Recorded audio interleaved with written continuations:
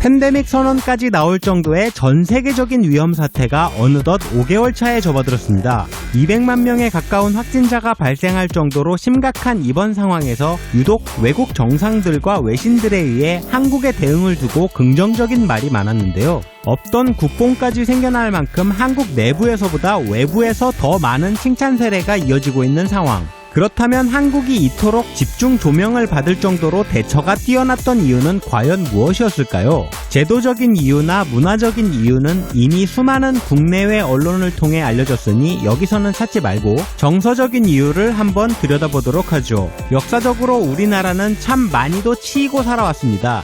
조선 건국 전까지만 하더라도 윗동네 중국이랑 투닥거려 왔고, 조선 이후에는 바다 건너 아랫동네 일본까지 합세해서 거의 위아래로 다구리를 당해왔다고 해도 될 정도로 외세의 침략과 간섭이 역사적으로 끊이질 않아 왔는데요.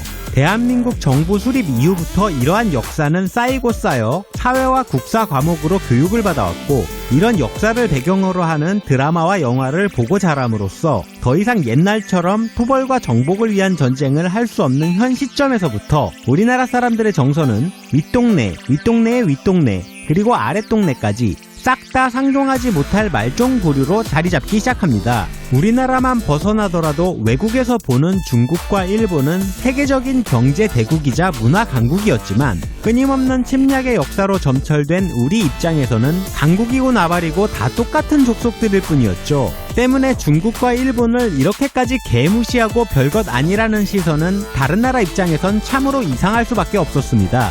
바로 옆 동남아도 누구는 중국 편, 누구는 일본 편을 들며 원조를 받으며 국가 경제의 밑받침으로 삼으려 하는데, 여전히 김씨 왕조와 대립 중인 작은 반도는 그래도 이웃이니 부대끼고는 살아야겠지만 대놓고 좋아하고 찬양하지는 않는 건 다 이런 이유 때문인 거죠. 물론 이런 정서가 일반 국민들에게만 해당되지는 않습니다. 국가적인 업무를 도맡는 정치인들조차도 당의 이념과 당략에 의해 가끔씩 취하는 태도가 바뀌거나 특정 당의 반대 위치에 서는 입장 때문이기는 하더라도 중국과 일본을 반대하고 견제하는 건 똑같은데요. 현 정부가 일본보다는 중국에 좀 더 기대고 있고, 야당이 그런 정부를 비판하고 저지하면서도 겉으로는 일본에 좀 더 가까이 있는 모양새가 보여지는 것처럼, 비록 정치 이념이나 개개인의 세속적 이해관계가 깔려있어도 전 국민이 반드시 중국과 일본 둘 중 하나는 반드시 싫어하는 양상이 생겨왔었습니다. 그리고 이런 반중국, 반일본의 정서가 고스란히 드러난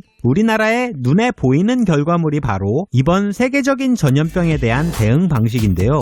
초기 중국의 최초 발병 보고 시점에서부터 우리나라 또한 중국의 대응 방식을 참고하였지만 말 그대로 참고만 하였을 뿐 실질적으로 적용된 사례가 없을 만큼 우리는 우리의 대응 노선을 독자적으로 구축했습니다. 중국의 정치 체제가 우리나라와는 달랐을 뿐더러 이전의 사드 문제, 화웨이 보안 관련 문제 등 현대의 중국으로부터 우리가 배운 거라곤 사대주의, 보복, 물타기 같은 것들 뿐이었으니까요. 이번 사태도 최초 확진자가 후베이성 우한시에서 나왔지만 미국의 문제, 우리나라 대구의 문제로 엉뚱한 곳들에게 누명을 씌우려 함으로써 이번 일로 인해 우리들의 인식에 있어서 중국은 상종도 하지 말아야 할 최악의 국가로 낙인 찍혀버렸습니다. 일본이라고 다를 건 없었죠. 해왔던 짓들은 중국과 견주어도 뒤떨어지 않을 만큼 많았는데요. 가장 최근의 일들로만 뽑아보더라도 독도 교과서 문제, 무역 분쟁, 초계기 대응 등이 있습니다.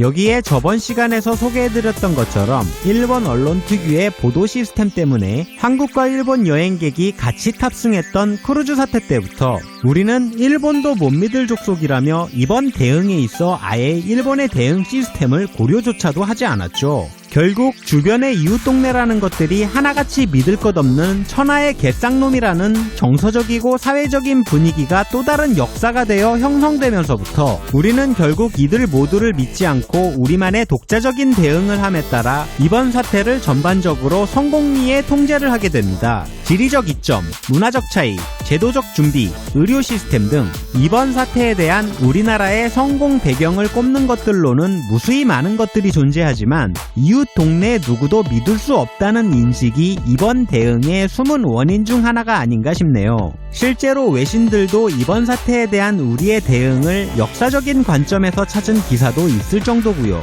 점점 감소 국면에 접어들고 있지만 여전히 끝난 게 아닌 만큼 중국과 일본을 배제한 우리만의 안전한 마무리를 기원합니다.